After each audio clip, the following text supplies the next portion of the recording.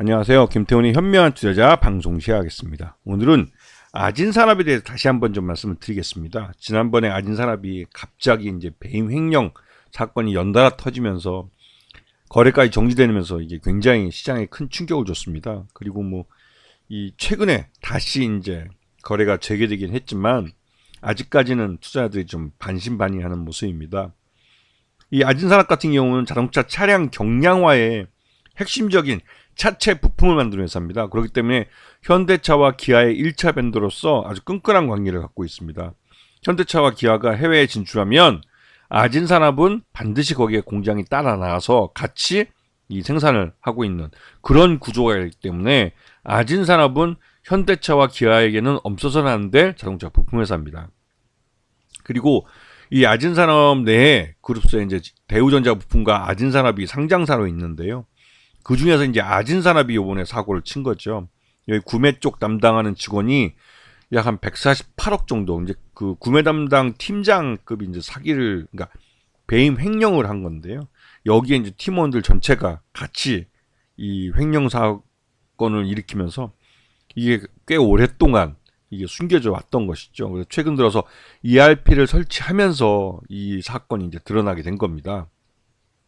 그리고 대우전자 부품은 이 아진산업이 이렇게 내부 통제가 안 되면서 대우전자 부품도 졸지에 그런 상황을 맞이했죠. 그러면서 이제 이 대우전자 부품도 주가가 많이 좀 흘러내리는 측면이 있습니다. 자, 이 아진산업 같은 경우는 이 고객사인 현대차와 기아의 정책에 많은 영향을 받습니다. 현대차와 기아는 2030 이 시기에 자동차 전동화를 가장 빠르게 진전시키겠다고 이미 정책적으로 이 전동화, 즉 자동차 전기 자동차로의 전환을 서두르고 있습니다. 그러면서 이 미국 조지아 공장을 2025년에 가동하던 걸 2024년 올해 상반기 중에 공장을 완료하고 하반기에 양산을 하겠다고.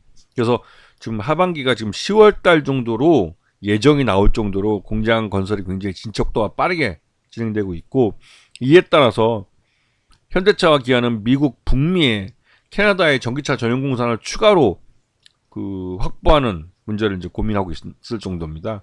이렇게 되면 아진산업은 벌써 여기에 이제 동반해서 진출해서 이 현대차와 기아의 전기차 생산의 협력 관계를 구축하고 있고, 이 캐나다의 신규로 전기차 전용 공장이 들어선다면 거기에도 동반해서 진출할 가능성이 큽니다.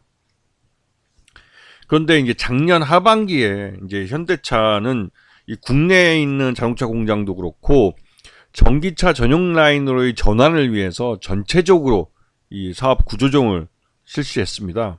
그 작년 하반기에 현대차와 기아는 국내의 전기차 생산을 재고 조정을 한다고 해서 많이 줄였죠.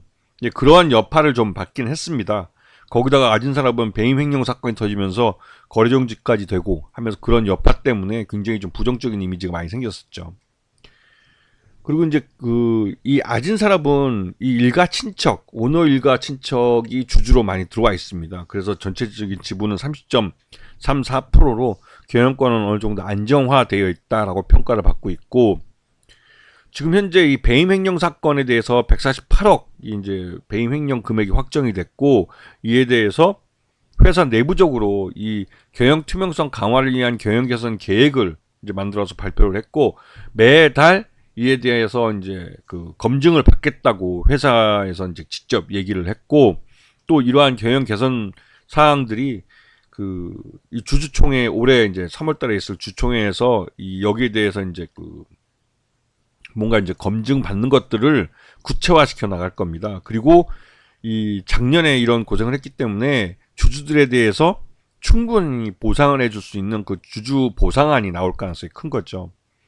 자, 그리고 아진산업이 지금 지난해 실적 기준으로 봤을 때 이 배임 사건 148억의 배임 횡령 사건이 발생했는데도 불구하고 작년 2023년 잠정 실적 기준으로 봤을 때 적정 주가는 6,500원 정도로 평가됩니다. 지금은 지난번 첫 번째 횡령 사건이 났을 때의 충격에서 아직 벗어나지 못하고 있는 상황이에요. 그리고 이미 경영 투명성 확보를 위한 여러 가지 장치들을 내놨기 때문에 이런 그 배임 횡령 사건은 148억으로 확정이 됐기 때문에 더 이상 추가적인 손실은 발생하지 않을 겁니다.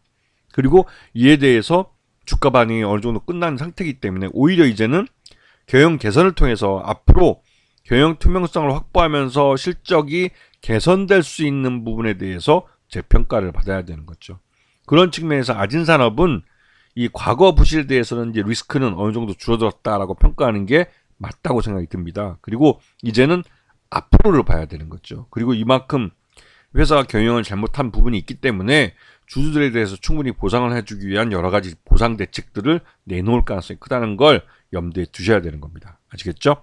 자, 오늘 방송 여기서 마치겠습니다. 감사합니다.